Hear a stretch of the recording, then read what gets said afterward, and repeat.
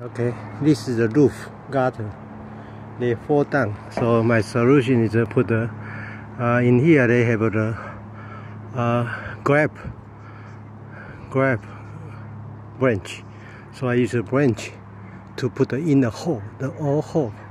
Okay. So right now I nail into it, and we are get a tie. Okay. And that's the solution. For you put the nail back, and at the end, I think I will use the strip. The strip, like this, they call a plumbing strip.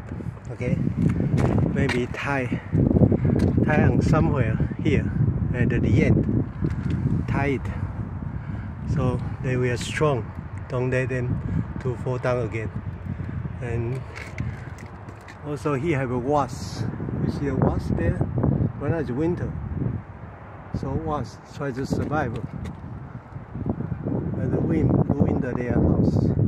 Okay, this is the hole for the nail. That's why I took the nail for the gutter. So the hole I put the more branch,